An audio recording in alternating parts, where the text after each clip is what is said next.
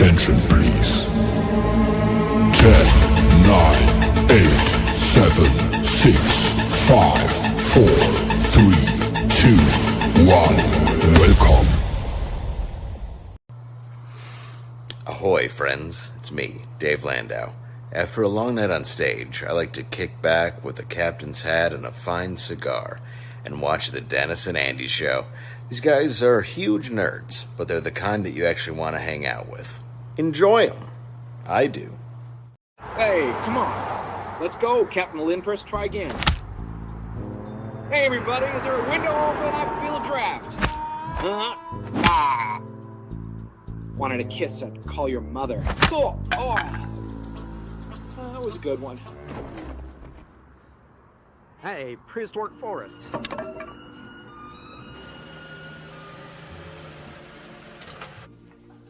I'm sorry. Yeah. I'm sorry, Andy. I shouldn't have called the apple fritter a donut. Really? What changed your mind? Well, might have been that 2x4 you hit me with out there. Hurts, here, a little bit here, but mostly here. Yeah, well, Miss, are apple fritters donuts? Absolutely. I knew it. Yeah, well, anyways, I'll have a waffle.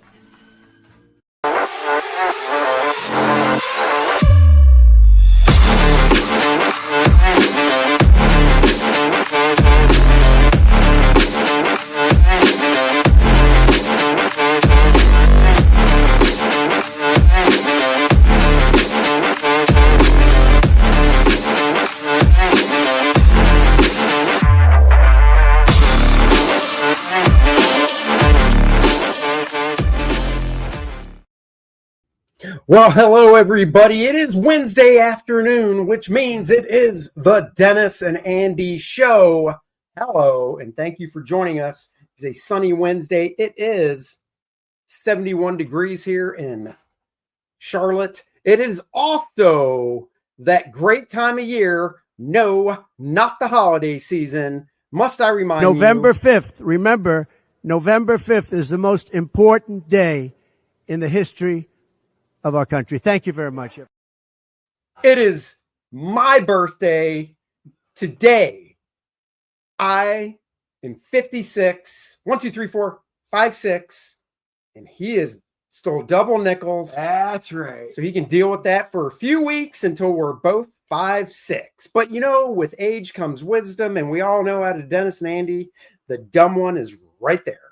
So for those of you that watched our live last night, Kickstarter, we launched our Kickstarter. We stayed up until Andy turned 56 last night. We did. So the fun continues today as we have another show. That's right. Up in the left-hand corner of the screen, you will see a QR code you could scan, and it'll take you right to this campaign, or click the link in the description, or I'm sure it's being posted, and check in. We are at $2,230. There, I spit it out. 55 backers on Kickstarter. Thank you guys so much.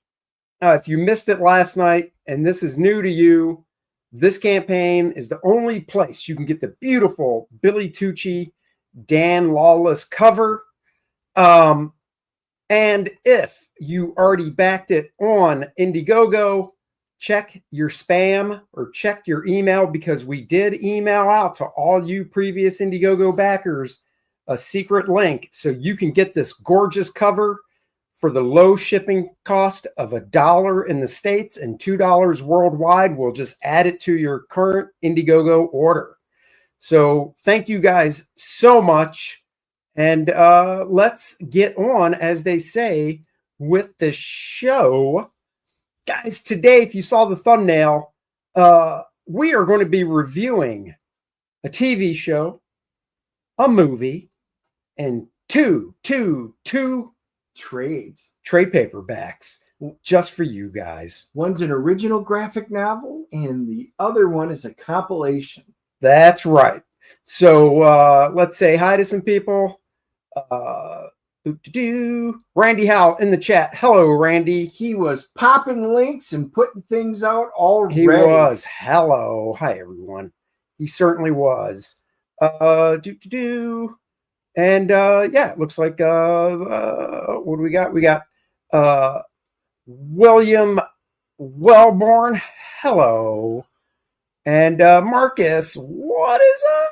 Yeah, I know. I'm 56 and you're a lot older. Ha ha. Tank Ferret presents What is Up? That's right. Smash the like button. All right, guys, let's get on with our first review. Sure, you saw the main thumbnail, but you don't know the order. We're starting with Chad Powers. It's a show that is on Hulu.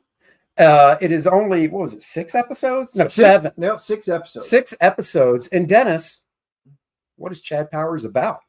Well, Andy, a disgraced college quarterback named Russ Holiday decides to disguise himself as a new character that he invents called Chad Powers as he walks onto a struggling Southern football team to revive his disgraced and now ended college football career.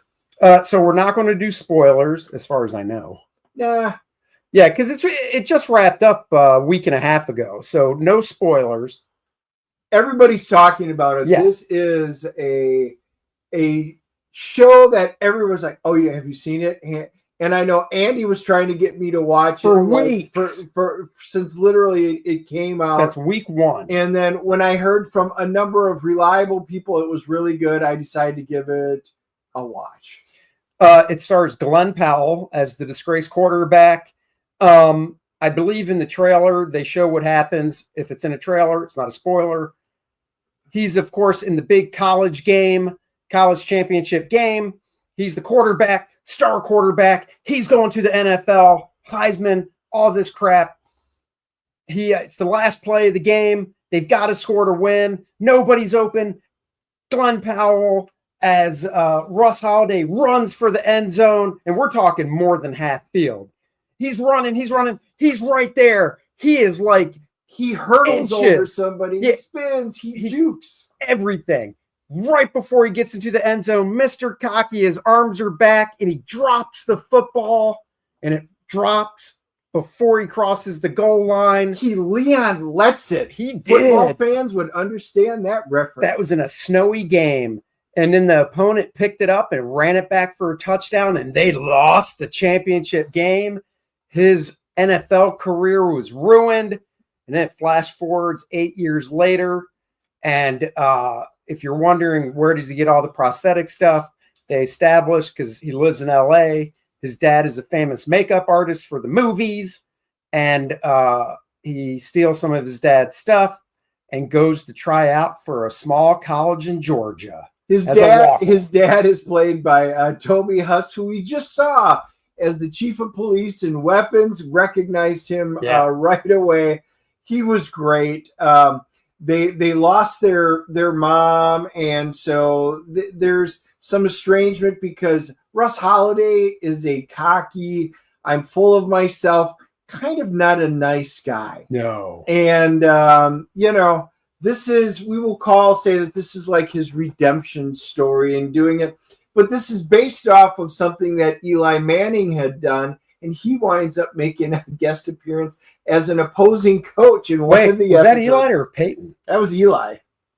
It was Peyton. Nope. It was Eli. And it was only in the one episode. It was great. Yeah. And he dropped an F-bomb. Yeah, he did. It was great. This show is funny. It has heart, which I wasn't really expecting, but it does. It has heart to it as well. I thought Glenn Powell did a great job. There's character growth in it. Obviously, it's kind of standard. If the guy starts off as a douchebag, he's going to have some character growth if it's done right. At least you hope so. You hope so. I've known Dennis for years now. I'm still waiting for that character growth from douchebag to, it's not happening yet. I don't know.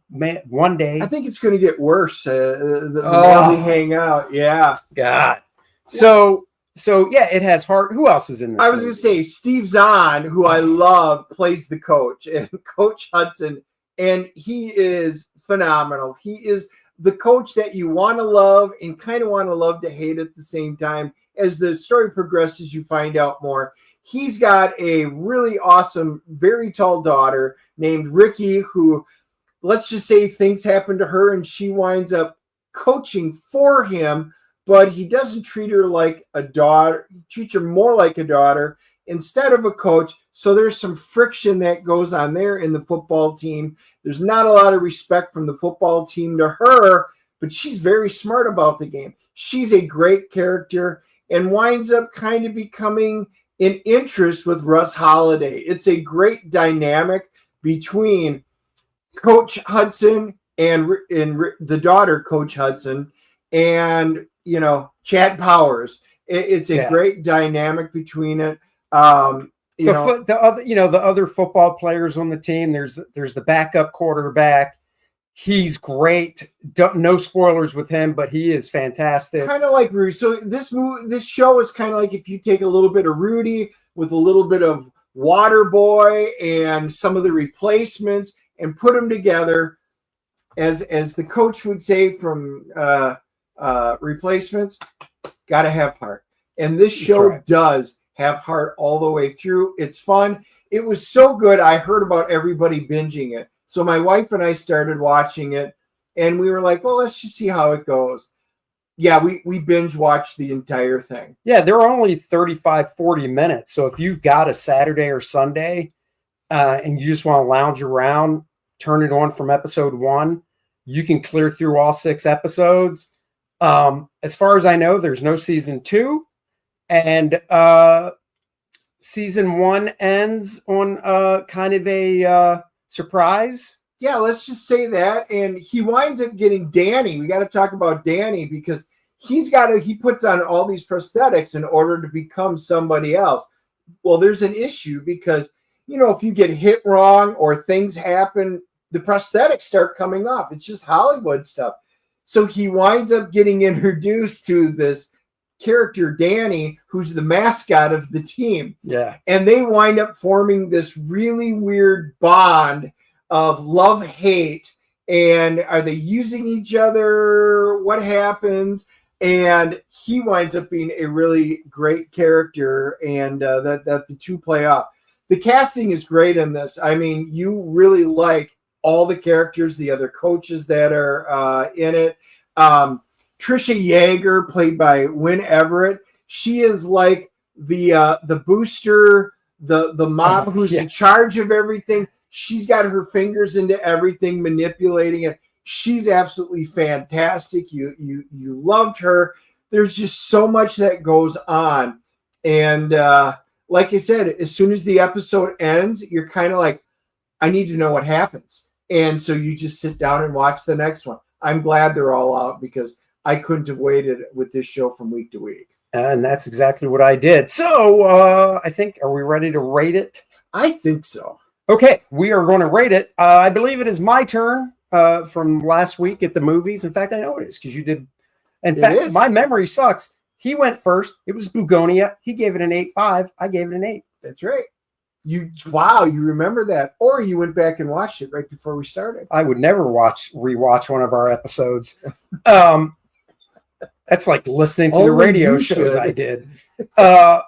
So yeah, I'm going to give it I'm actually giving it an 8.5. I thought it was fantastic. I really hope that they do another season. I don't know. I know we talked about it. Was it set? I don't think it's set in stone. It's just not announced. Right? Nothing's been announced one way or another. So yeah, nothing's been announced. So I'm really hoping they do a second season of Chad Powers. Let me grab this real quick. $10. Happy birthday, Andy. Grab a tasty drink with this. I will, because we're going out to dinner after this. Thank you very much, Grim Jim 666. Thank you. Oh, I'm dumb for the rest of the show because my brains are in my hand right now. Yep, and we saw it fly out. It was about that big. So you guys, now you know what that was. So you could go back, hit pause, zoom in on it, and then the little thing you saw, that was Andy. It's like looking for a contact lens. That's right. Not going to find it. Nope. I also enjoyed it. My wife loved it. We both can't wait. We hope there's a season 2 with it.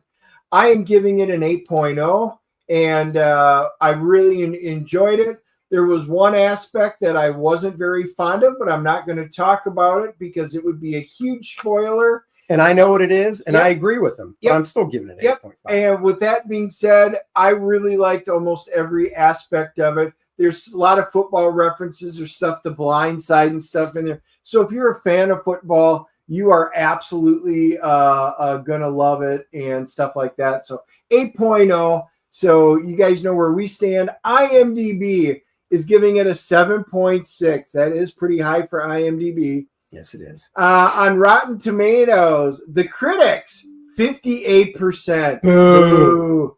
Boo. Critics, Boo. you suck.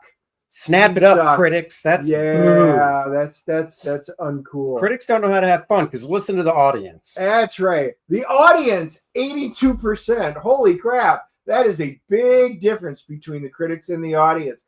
If you average Andy's 8.5 and my 8.0, that is an 8.25 right there. We are once again in the audience. So guys, go watch this. I don't think you'll be disappointed. Now, if you absolutely hate football, you're probably not going to watch this. But you don't have to like football, though. You don't, but some people might get turned off from that just because it's football. But with that being said, it's a great story with heart, great acting, fun all the way around. I highly recommend it. Put it this way. Dennis and his wife hate soccer. They hate it. When I told him to watch Ted Lasso, he's like, what's it about? As soon as I said soccer, he was like, oh. Yeah. Now they love Ted Lasso. Did love Ted Lasso. So there you go. So anything can happen. All I'm saying is it's great. Give it a shot. We highly recommend it. That's right. Let me get to a couple comments here that I wanted to read. Grimjack, hey, just like to say thanks for my core draft calendar. Landed here in the UK the other day. Oh, I'm sweet. all set. That is awesome. So glad to hear it. Thank you so much. Another Kickstarter backer. We've gotten 2 since the show started. $2,300, 57 backers. Thank you. And Randy, don't sneeze on the comic. Happy birthday. Thanks for the $5. Oh, don't worry. I gave it to Dennis in mint condition. It came back at like a 6. So he's awful. He doesn't care about his books. That's why Aaron will never lend him a comic. So anyhow, let's move on. Now, what are we going to do next, Andy? We're going to review a movie. What movie? This one. A House of Dynamite on Netflix. Came out, I believe, this Friday. It'll be 2 weeks ago. I think it did. I think it dropped 2 weeks ago this Friday. I watched it the weekend it came out. It stars Idris Elba, but more importantly, Dennis. What is House of Dynamite about?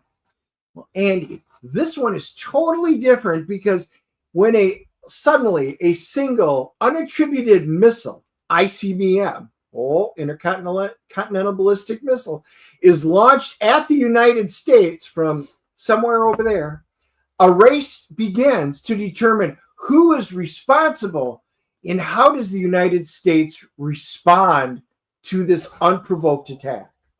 I knew Dennis would like this movie before I even watched it because Rebecca Ferguson is in it. And when you say Rebecca Ferguson, he gets all tingly in the toes. If he was standing right now, he would drop to his knees because his toes wouldn't support it. Is the other Fergulicious. The moment he said that, I'm like, yep, I'm in. Love her. Love her in everything she does. And then Idris Elba, and I'm like, oh, yeah, I'm hooked. I mean, you don't really have to tell me anymore. I'm down. I will give anything a shot with those two. That's right. Idris Elba, Rebecca Ferguson. Basically, we've seen setups to movies like this before. We were introduced with her character. I can't even remember what her character's title is in the government, but she obviously works for the government. And she goes into work on a normal day. And then next thing you know, they get these alerts from a base in Alaska that a nuke was set off and it's headed our way. And the thing... Well, it wasn't a nuke to start with. It was just an ICBM. Oh, right. They assumed it was a test one like, North Korea tends to do, China does it. So, there was not a lot of worry. until it hits a certain azimuth and they realize, oh crap, Right. it's continuing. It's going to hit somewhere in the United States, and it's a nuke. Exactly. But so the way they tell the story is from it was three, right? Three different points of view, I believe. Yeah. So yes. So they deal with like a good chunk of, once again, no spoilers, with the Rebecca Ferguson side of things, we'll say. And then it cuts to a different person in the administration. Well, and we back up on that, because you've got with Rebecca Ferguson, you've got her husband and her kid, and then you've got all the people that are within that office that's dealing with it. The big screens up there, you can see the missile. They wind up popping up. POTUS is supposed to be there. SecDef is supposed to be up there. So you've got the generals, you've got the people in charge of missile defense.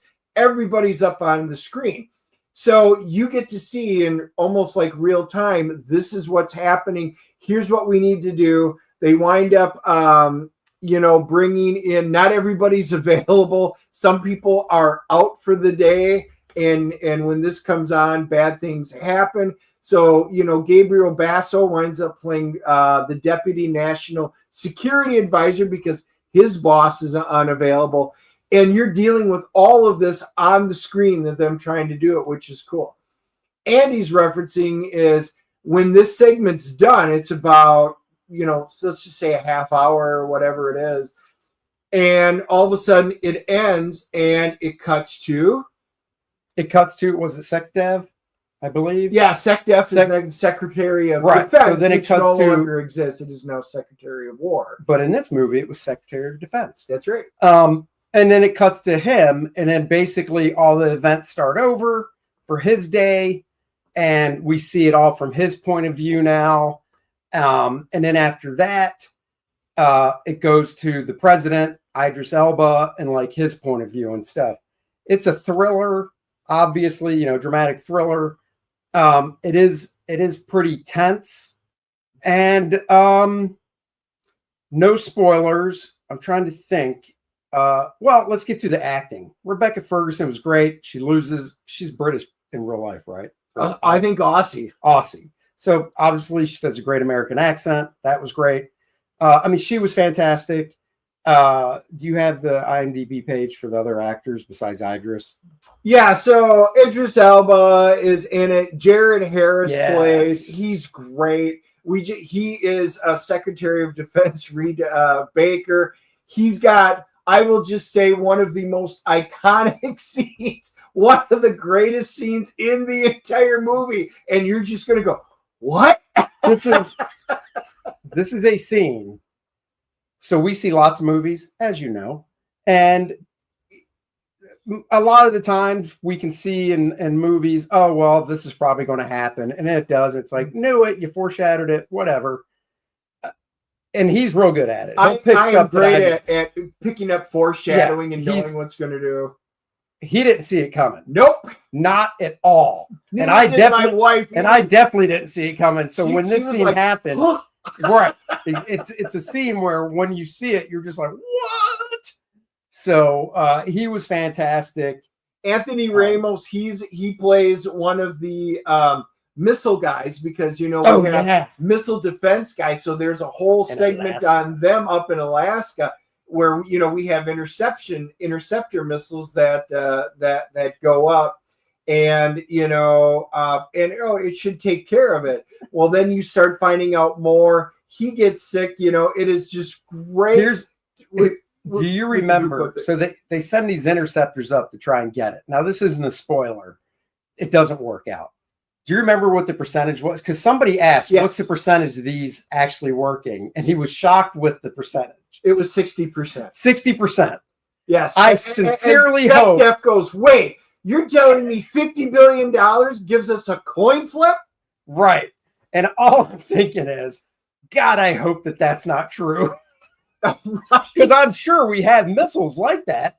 If anything was incoming, that we could shoot up there to try and take them down. And one of the things in the movie was one of the guys said, it's like, oh, in fact, I remember the actor. Hold on, I want to see Gabriel Basso, who plays the Deputy National Secretary Advisor, said it's like hitting a bullet with a bullet. Yes. You know, so, and I understand that, but yeah, I wouldn't want, if I asked what the percentage we have of knocking something out of the sky using these interceptor missiles, I want to hear 85% and above. I don't want to hear 60. Yeah. Because like he said, that is a coin flip. So that was great. So the missile guys up there, and the emotion is so high when they're up there talking and they're realizing what's happening. The one thing that this movie does a great job of is it builds the suspense and everything. Everything is highly suspenseful. So like you're like, oh, that is cool. Oh, holy crap, what are they going to do? And as you see their reaction, how things play out, what's about to happen. And then when it starts all over, you see it from a different perspective coming into play. It's a lot like if you had seen Flags of Our Father in Iwo Jima. It is very much like that, where you see the Battle of Iwo Jima from the American soldiers that were taking it. And then the next movie is from the Japanese perspective. I love that kind of stuff because the perspectives are so different and everything lines up. They did a really good job because I love picking out inconsistencies, plot holes and stuff. And it was really good because with all 3 points of perspective, I think they nailed it. I couldn't really come up with anything. It was solid. Yeah, one of the things when they showed in the very first scene with Rebecca Ferguson, the multiple view screens with the sec dev, the generals and all that, the screen with the POTUS was black. And you're thinking to yourself, well, that's odd. Why wouldn't he be on video? And they do explain it later in the movie. And when they do, you're like, oh, crap, that is awesome. That makes, so good. So it has 24 vibes mixed with China Syndrome. Another great movie, old one that you must watch. But yes, a lot of intensity. So is it review time? I think so. All right. Well, it's your turn. Don't even have to think hard about that because I went first and it was just a few minutes ago. We were kind of enamored with this, my wife and I. We were like, oh, this is really great. There's one really weak point, I think, that's in it. But if I talk about it, it will all be a spoiler in this. Do it. So I'm not going to do it. But we agree. I am giving this one a 7.5. It is an absolute must watch. And when you do, you'll probably say, we need to talk spoilers about this at some time. But with that being said, it was absolutely worth a watch. This had great actors. It was an intriguing story. Everything came together. Yeah, I'm right there, 7.5. For a Netflix movie, Netflix, out of all the streaming platforms, man, that's tough. I'm trying to think. I was going to say which one puts out the highest quality movies to where you could go, man, that could have been in theaters. But they all really do. I've seen good ones on Amazon and Hulu and even Paramount, so I won't even go there. But I give it a 7.5. I thought it was really good. Well, I've got the same one complaint that Dennis has, and we've talked about it, but we can't tell you because no spoilers. Normally in the big movies, when we walk out of the theater and you'll see us in the car or something because we just walked out, we never talk. So the only time we do is when we get to watch stuff like this and we have a chance. But normally we don't even talk. We just do a review. And sometimes we're surprised. Sometimes we're not. All right. What do we got for IMDb and all that fun stuff? IMDb is giving this a 6.4. So which, when you think of how they rate versus what we do, it's kind of in there. Rotten Tomatoes, the critics are giving it a 76, which, again, I don't hold a lot of emphasis on critics, but the popcorn meter sometimes is kind of accurate, and it more reflects what Andy and I, the average Joes, like to do, like from Dodgeball, the average Joes. Popcorn says 78%. It's right there with it. So in this one, it's one of the few times the critics and the audience agree. Solid movie, a surprise for me for Netflix for putting this out. Kudos to them. I'm glad I watched it. Highly recommend you guys watch this one at home. There you go. Real quick, does the core draft UK calendar include Ramadan? It does not. Okay, just wanted to answer that because I feel like it. That's why if I see a question, I'll start for later after the quick review. Now, on to the funny book portion of the show. First up, Fear. That's right. I was going through my long boxes a few weeks ago, pulled this out. This is the copy I bought when it came out of Fear. It's square bound. It's a one-shot. It even has a gimmicky cover, as in it's a trifold. God, I do miss that. That is good stuff. Yeah, that's cool. This came out in 1992. So I was thinking it was 91. Yep, close. October 92. So I was in the business for a little over a year. Written by the great Howard Mackey, art by Lee Weeks, inks by the fantastic Al Williamson. God, what a great artist. And him and Lee Weeks. Colors by Gregory Wright, one of the best colors out there. Colors, Graham Nolan stuff. And then lettering by Michael Heisler. It's printed on a nice matte paper. It is full color, not computer color. So this was done blue line, where they color it on a blue line and the black ink acetate goes over it. And I guess we'll do it like we do with the movies. Are you prepared for me to go, Dennis, what is Fear about? And would you like to read the back in case you need to? No, so Andy had asked if I had read this, and I'm like, I may or may not own it. I may have owned it. I'm pretty sure I did. I just don't know if I still do because, I did go through a purge at once. So he goes, here, I got an extra. Why don't you take it and read it, see what your thoughts are? And I did.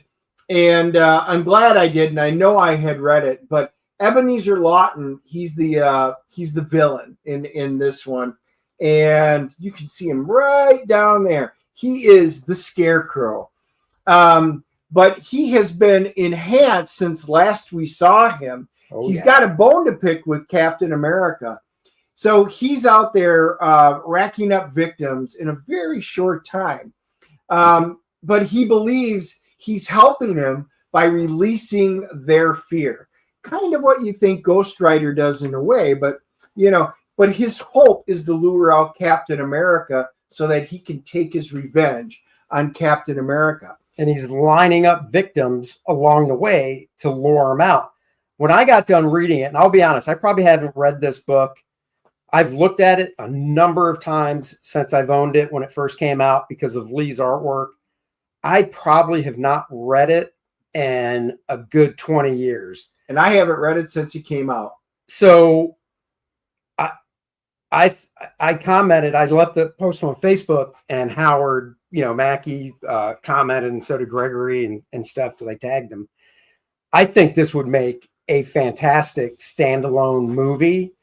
I think it would be, if done right, The Winter Soldier was a dramatic thriller. This done right, basically you could take shots that Lee did as master shots and stuff to use as inspiration. This could be a horror thriller starring Captain America, and then obviously Ghost Rider, and the Scarecrow is just basically the serial killer in this thing, and tracking him down, and just the way the story unfolds. The comic, it's hard for me to go, ooh, the book was terrifying. I've read novels that are terrifying, but with comics, it's hard for me to say that with the visuals. But in the hands of the right director, I think this could be a level of a Silence of the Lambs or a 7 with Captain America and Ghost Rider. So Andy asks, he goes, read this book. Let me know if you think, and this was my homework, would you think this would make a good movie? And I'd be like, I'd be curious. Like I said, I don't remember it well enough. But going in there, The Scarecrow's there to spill the innocent blood to draw out Captain America, but in doing that, he winds up drawing out the Ghost Rider. Yeah. And so think of a cool Marvel team up. Ghost Rider and Captain America on the big screen in a pretty cool, we'll call it, this is more like a horror thriller. Mhm. It's not, you wouldn't think of it as a horror, but there just is enough of it where it kind of crosses into that genre. Because you could set the scenes up with the Scarecrow as he's going and pursuing somebody to kill, basically. He's got all these ravens that are always flying around. Those would be the horrific scenes. And there's scenes in this book where they discover just a lot of bodies. Yep, he's got a pitchfork that he uses, and you're like, well, it's a pitchfork, it's Captain America. Well, he's enhanced, and he actually puts out we'll call it like a pheromone that winds up making everybody fear him now, and he's unaware that he can do it. It's just natural. It's the same pheromone Dennis put out when he was trying to pick up chicks. They were always scared of him. It's because of his stench. Yeah, his pheromone. It's not a stench. It's just a pheromone. Right. And that meant the one lucky lady who could get through that pheromone would be my mate for life, and it happened. And she has no olfactory senses. Actually, she's just the opposite. She is Wolverine. She can smell things that happen from miles away well before the average mortal. I know. He rips one here. I get a text going, Dennis just blew one out his ass, didn't he? And I'm like, he sure did, Susie. He sure did. Anyhow. Well, the Scarecrow winds up kidnapping the daughter of the police captain, who also happens to be the girlfriend of, well, we'll call it Ghost Rider. It's Danny Ketch, but Ghost Rider's alter ego. And because of it, now there's this, Cap and Ghost Rider have to team up to try and stop him. But the cops are still trying to get Ghost Rider because they think he's a bad guy. Because, I mean, look at him. If Andy takes off that hat and we put a little lighter fluid and light him on there, that's what it would look like.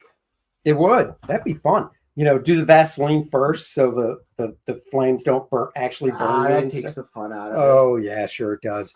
What do we got here? Randy says, so Dennis's only chance is a chick with a head cold. Exactly.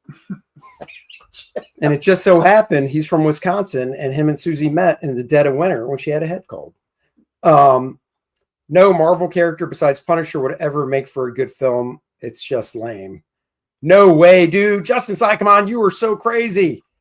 Winter Soldier is a fantastic movie. And if this Fear book was adapted the right way, it would be awesome. Yeah, this original graphic novel, this story, it lends itself with all the parts that you need for a good one. But Andy said the key part, it has to be done the right way. Yeah. The problem is, do we have enough confidence in the current Marvel group of producers, directors, and to do it? Actors, yes. But I don't know. I don't know if they could pull it off. But if they had the right group, I think this would be a really cool movie. There you go. Let's give it a rating. I guess I'll go first. And man, it's tough because it's a comic. So I'll do it as a whole because I love Lee Weeks' art. So right out of the gate, if I was just doing the artwork, I'd give it a freaking 10. I love Lee's art. But as the book as a whole, I'm still giving it a 9.0. I was just, like I said, I've looked at it so many times throughout the years whenever I'm going through my stuff. And it's actually graduated up to spin rack, so I can grab it a lot easier these days. And I thought the story was just fantastic. I forgot how good it was. So I'm giving it a 9.0. Great story. The dialogue was great. The pacing I thought was fantastic. Lee's art, the coloring Gregory did was just, married so well with it. So yeah, I'm kind of there with you. I thought the art was great. I thought the storytelling was very solid. When you think of books from the 90s, you have a preconceived notion. This one kind of breaks a lot of that. Oh, yeah. It was so well done. The art was fantastic. Loved the story. I liked everything about it. I read it all the way through. I do think it would be a good movie. And I'm giving it an 8.0. I thought it was really good. Again, characters that I do own quite a few things of. It's not like the X-Men, but even like the shot with Ghost Rider and Captain America, Cap's on the back of his motorcycle. That's just a cool, fun, factor in this book. I think it's solid all the way across. Now, we don't have an IMDb or anything, but an 8 and a 9, you've got an 8.5. That's a solid book. I'll be curious. Maybe it gets on their radar, and it could be something solid for them to do. We already have a Captain America if Chris comes back. And this was an 8.5 until Dennis got it. Now it's a 6. Yeah, so he owes me an 8.5. Notice he said it was a 9.8 before, and then he also said it was on a spin rack. So anybody who puts a 9.8 on the spin rack, it's never been on the spin rack. Look at all the stuff on the spin rack. Phoenix Untold Story. Boy, that better be a bad copy, because that thing should have spotlights on it. Here's what's great about Lee's art too. He's classic, and what I mean by that is you see hints of like Al Williamson, Frank Frazetta in his work, his figure drawing. However, he mixes in the big splashy shots that the 90s was known for so well that he mixes that classic modern, and he's still hitting on all cylinders to this day. So there you go, guys. That is that one. Okay, that's fair. The Marvel brand within the last 15 years, just weak lame. Winter Soldier was kind of lame. Nah, you're crazy. You're crazy, Justin. Winter Soldier was probably the best movie that they put out. Period. So good. Yeah. So good. Okay, so moving on to the last one. There you go.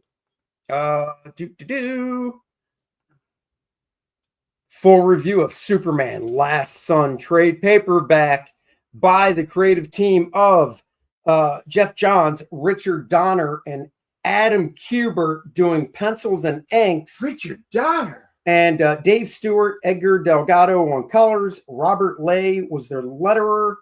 And I remember when it was announced back, this is 2000, I'm going to say 2002. Let's see. This originally came out in 2006. So I was close. I remember when the big news dropped that Adam and Andy Kubert were going to DC Comics. Andy doing Batman and Adam doing Superman. Out of the two characters, I lean towards Superman. I bought all the stuff those guys did. I thought this book, when it first came out, I got the singles. I've got the trade. I've got the hardcover deluxe edition back there. Dennis, what is Superman Last Son all about? Well, Andy, this one was another one. He goes, "Have you read this?" And I was, I knew it was a big no. Well, I used to own a fair number of DC. I've gotten rid of the bulk of my DC comics over the years, but this one was interesting, kind of like Red Sun, another really good book. But in this one, Superman winds up finding a Kryptonian child. Well, what does he do with it? He decides to protect this child from government forces. The government's going to turn around and do what he decides. He almost has like parental instincts. And this story delves into Superman's moral dilemmas regarding both the child as a child, another surviving member of his now lost home planet, and this child because he's going to have the same abilities as Superman. He could be turned into a weapon, which isn't a good thing. So what is he to do? Well, it winds up, we get reintroduced to some of my favorite characters, General Zod, Ursa, and Nan. And it's a completely different take that these creators did on it. And I'll let you talk about the fresh take on the creators. Yeah, I mean, one thing Adam did, when Andy Kubert draws a book, and I love both those guys. I love their work, their storytelling chops. Obviously, having Joe Kubert as a father definitely helps. But when Andy draws a book, he pretty much it has the same feel to it. And a lot of artists are like that. So I guess the easier way to say it is when John Byrne draws a book or drew a book, his Alpha Flight looked like Fantastic Four, looked like whatever was after that, so on and so forth. Adam will change up his style more depending on the book. So for Superman Last Son, even though this cover has Superman in really deep shadow, on the inside of the book, everything is very open. He didn't spot a lot of solid black areas and shadows inside the book. And I think part of it's because it's Superman. And when I think of a Superman book, I think of Metropolis. I think of, gleaming golden buildings and sunny skies and stuff. So draw Superman that way. The other thing too is, since this came out around the time of the Superman Returns movie, he actually gave Clark Kent that mop of hair that was parted and like covered most of his forehead and stuff, kind of like in Superman Returns. But then when he became Superman, you see his whole forehead because of the spit curl and whatnot. Plus, Adam likes to play with materials. So you've got panels in here that are just shot from pencil. You've got panels in here that he used a toned paper and then just did pencil and then used some white colored pencil to pull out highlights and stuff. And then once again, the storytelling Adam does is always good. He nails the right beats of when you want to have that big expansive shot.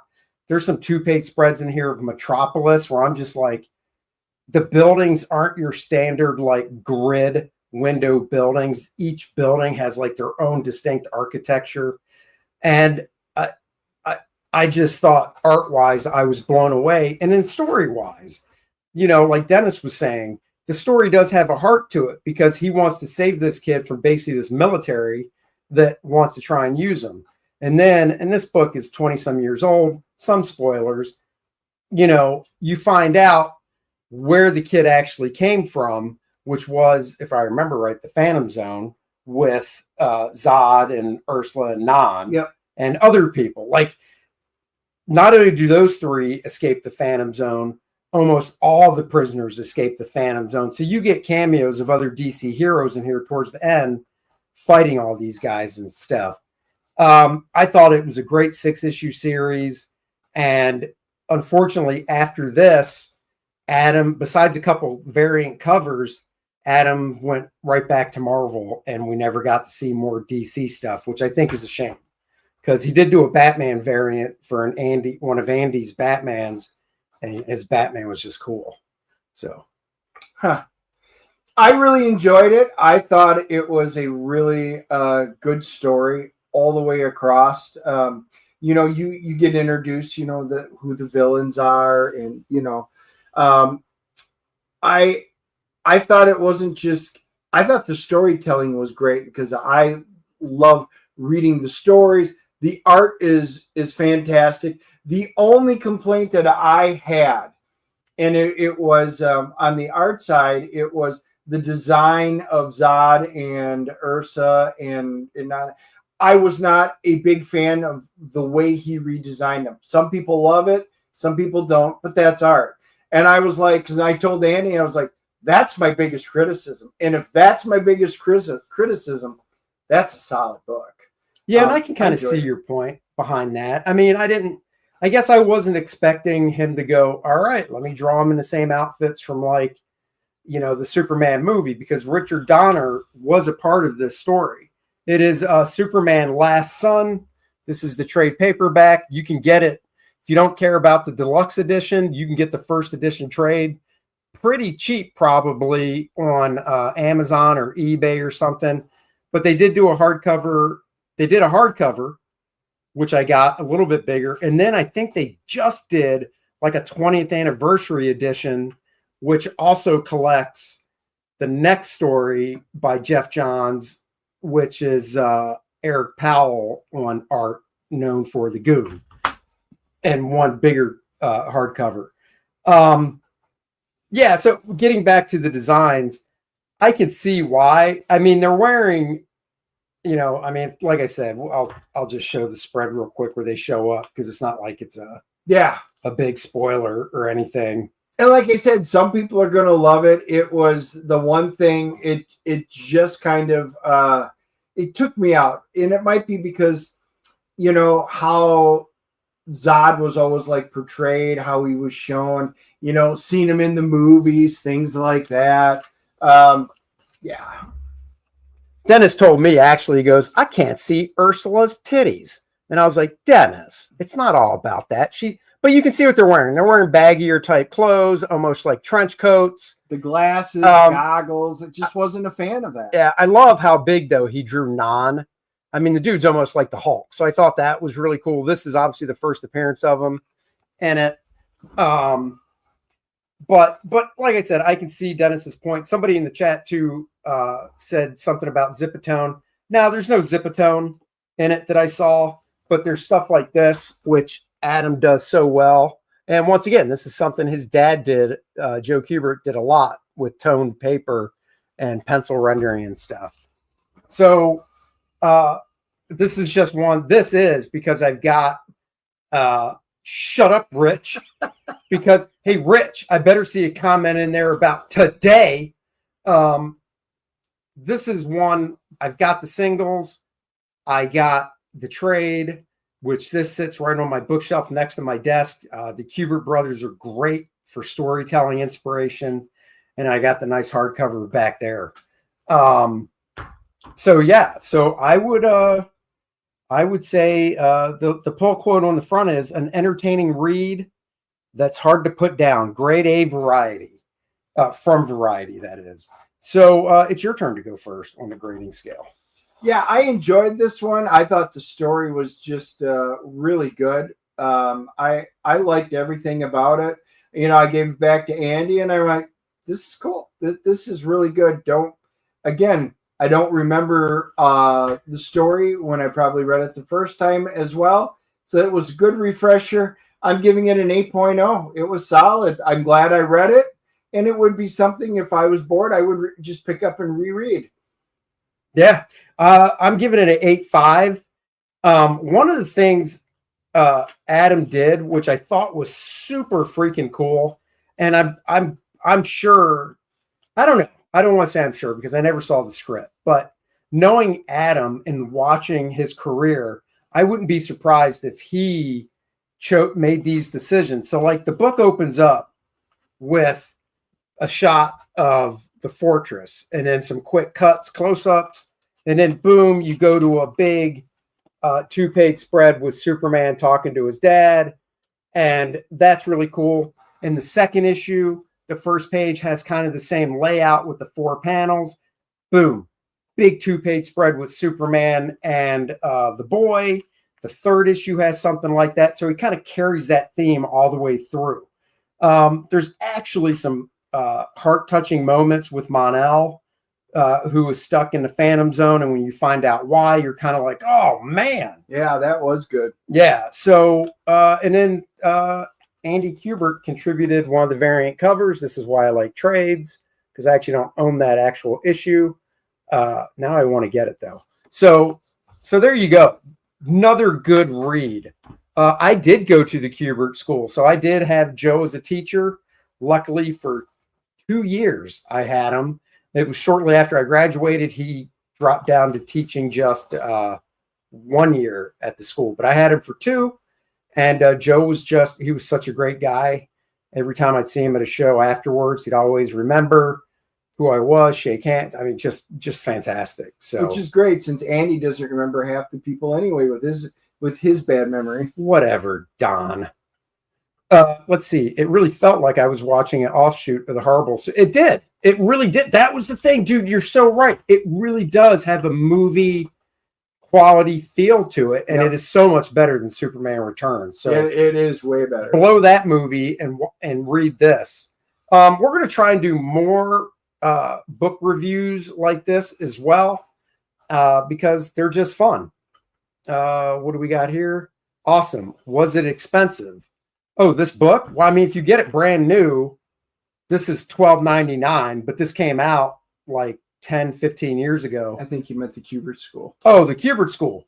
Well, I mean, I graduated the Kubert School 34 years ago. I initially attended in 88, so 37 years ago. And when I went, the tuition was about $8,500 a year. And with inflation now, that's $1 million. Actually, I can tell you, the last I checked, it's about double. I want to say it's around 17 to 18 grand a year for the Kubert School now. So there you go. Yeah, whatever. I mean, you obviously, as proof, you don't need a super high IQ to go to the Kubert School. There's your prime example. Do I remember right? Is it the son from the movie and the book? Nope. He's not. Just nothing about that Superman Returns movie is this. So he's saying you're wrong, Joe. That means just like your 49ers, you got concussed in the head and you're remembering things incorrectly. As always. As always. And because it's not really a spoiler, I showed the 2-page spread from the beginning of the book where Superman is looking up at his dad, talking to him, and it ends with a great mirror type layout where now we're shooting the camera from behind Jor-El hologram down onto a nice shot of Superman with the other 5 panels going down the side. Just great stuff. I even asked Adam back then what pen he was inking with, because like I said, there is not a lot of solid black anywhere in this book. He kept it really light and open for the story. So there you go. And tomorrow night we're seeing a movie. What are we seeing? Right. Oh, did you guys know there's a new Predator movie out? What? Yes. No. So we're looking forward to that. Badlands. I am going to be curious. The trailer gives it some promising hope. But we thought that about 65 or 65 million, whatever the name of that movie, it looked great. Then we went and saw the movie. So I'm hoping there's not a repeat of that. But definitely we'll keep an open mind and hope we get a good Predator movie out of this. Yeah, I'm a little concerned too, because obviously it doesn't take place on Earth. It takes place, and it looks like there's this younger teenage type Predator. They even tried to do it with like his dreadlocks and stuff, who's basically on his first hunt or some crap, and he has to survive it. And there's this android type chick that only has half of a body, basically a torso and stuff he carries around. So you get somebody actually talking in the movie. It's a light week for stuff coming out. I do like Predator, fingers crossed. But guys, tomorrow night when it's over, we'll review it from inside the car. That's right. Fresh thoughts. And we're the only guys you need to go to for movie reviews. And guys, if you ever wondered what would happen if Kordrath and Adriana took on somebody like, not even a person, but like a creature, like the Shanu, what would happen if Kordrath and Adriana took on the Shanu? Well, I'm going to show you in 6 seconds how Kordrath and Adriana would handle Graham Nolan's Shanu.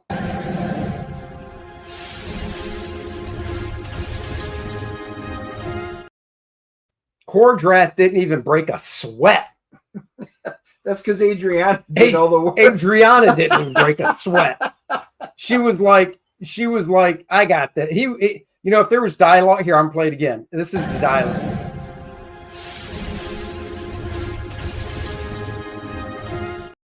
Okay. I mean, look, I couldn't even get all the I mean, there you go. That is what would happen. That's right, guys. Get the Billy Tucci cover for Lilineth Infernal Conflict, only available on Kickstarter. Once again, if you backed it on Indiegogo, we emailed you a secret link so you can go get this cover for the low shipping cost of $1 in the United States, $2 the rest of the world, because we'll just throw it in your box. We'll place it gently in your box with your order from Indiegogo. If you haven't backed the book yet at all, go check it out. This is a Lilineth tale. It's a prequel. You do not need to have read the other Kordrath books to get this story. It is a standalone featuring Lilineth and how she became the badass succubus bitch that she is. She's hot, she's sexy, she's a femme fatale. So guys, go check that out. The link is in the description below. And I am modeling, Dennis and I each got a, I guess you could say, prototype of the Lilineth t-shirt that you can get on this campaign. Mine, of course, has sleeves because I'm not a freaking heathen. And then Dennis, of course, had his wife amputate the sleeves on that gorgeous Lilineth shirt. So go get that as well. Happy birthday, Andy. Why, thank you so much, Joe. I appreciate that. No, he doesn't read the other stuff because it's way too difficult to pronounce. I didn't see a happy birthday from birthday. I didn't see a happy birthday from Rich. Yeah, you did. He wished me an early happy birthday. That's why we love Rich. Whatever. Guys, we will be back next week. We have a guest on the show next week, which we'll announce later. It is, I think, we're going to be launching somebody's campaign. He asked if he could launch it on our channel. And I'm like, okay. Stay tuned. So stay tuned for that. And stay tuned for Predator Badlands movie review coming at you tomorrow night. That's right. Until then, bye-bye. Go watch Graybeards. Yeah, Graybeards coming up. And back Lilineth. Purple characters is the theme. Oh, if it was blue, you could just draw any guy walking out of a strip club, if you know what I mean. Blue ball.